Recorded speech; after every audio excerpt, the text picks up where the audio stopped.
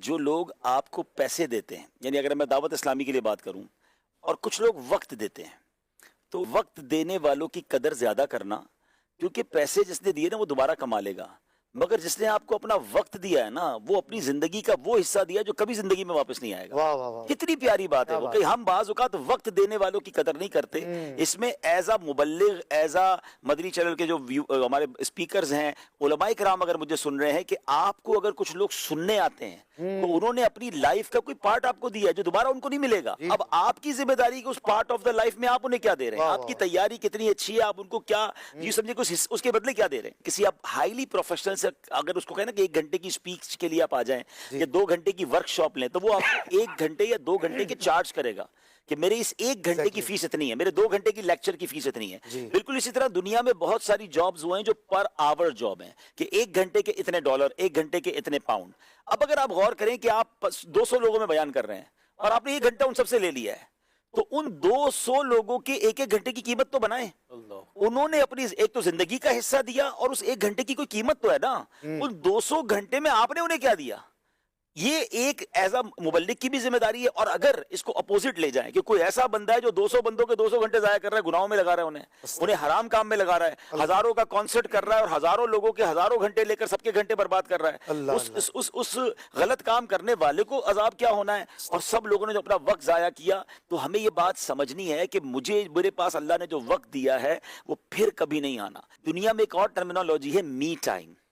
میرے پاس سب کے لیے ٹائم ہے، می ٹائم کہاں ہے؟ اور ہمیں اپنے ساتھ وقت گزارنا چاہیے اور اس کو انجوائے کرنا چاہیے۔ اب اس میں فکر آخرت بھی ہو سکتی ہے، اکیلے میں بیٹھ کے کچھ عشق مدینہ، کچھ یاد رسول ہیں، دل میں ہو یاد تیری، گوشۂ تنہائی ہو۔ گوشۂ تنہائی کی بڑی اہمیت ہے اسلام میں۔ وہ حدیث پاک جس میں قیامت کے دن اللہ کے عرش کا سایہ جن کو نصیب ہوگا، اس میں ایک بندہ وہ بھی ہے جو اکیلے میں رب کو یاد کرے اور اس کی آنکھوں سے آنسو بہ نکلیں۔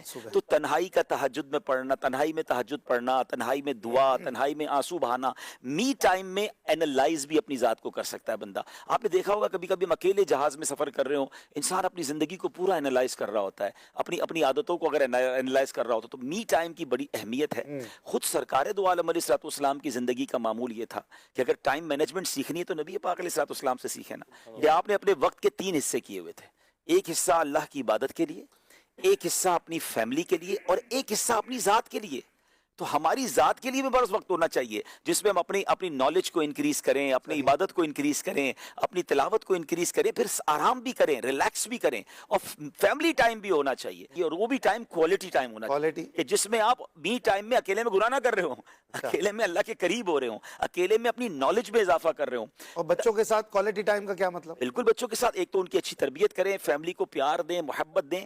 سب سے بہترین صدقہ وہ کہا گیا جو بندہ اپنی بیوی بچوں پر خرچ کرتا ہے، اور پھر ان کے ساتھ وہ وقت گزاریں جو ان کی آخرت کو بہتر بنانے والا ہو، ان کے اندر اچھی عادتیں ڈیولپ کرنے والا ہو۔